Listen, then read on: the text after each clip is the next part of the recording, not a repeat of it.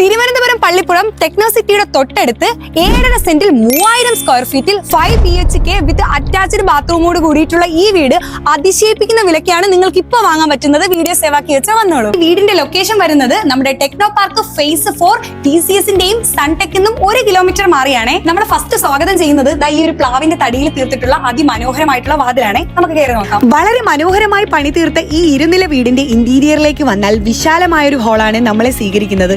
Ground ഫ്ലോറിൽ തന്നെ അത്യാവശ്യം നല്ല വലിപ്പമുള്ള 2 ബെഡ്റൂമുകൾ, ഓരോ റൂമിലും നല്ല സ്പേസ് നൽകിക്കൊണ്ടാണ് ഡിസൈൻ ചെയ്തിരിക്കുന്നത്. ഓരോ റൂമിനോടും ചേർന്നും അറ്റാച്ച്ഡ് ബാത്റൂമുകളും കൂടാതെ ഒരു പ്രെയർ റൂമും സജ്ജീകരിച്ചിട്ടുണ്ട്.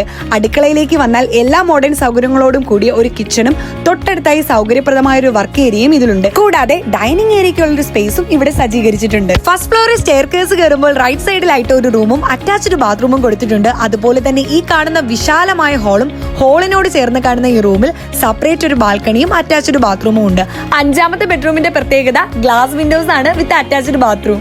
നല്ല വ്യൂ കിട്ടുന്ന രീതിയിലുള്ള കോമൺ ആയിട്ടുള്ള ഒരു ബാൽക്കണിയും ഇവിടെ കൊടുത്തിട്ടുണ്ട്. കൊയ്ത്തൂർ കൊണം ടൗൺ മസ്ജിദിന്റെ ഓപ്പോസിറ്റ് മെയിൻ റോഡിൽ നിന്നും 400 മീറ്റർ മാറിയാണ് ഈ ഒരു ഇൻഡിപെൻഡന്റ് ഹൗസ് നിങ്ങൾക്കായി കാത്തിരിക്കുന്നത്. വെറും 98 ലക്ഷം രൂപയാണ് ഈ ഒരു പ്രോപ്പർട്ടിക്കായിട്ട് കൊടുത്തിരിക്കുന്നത്.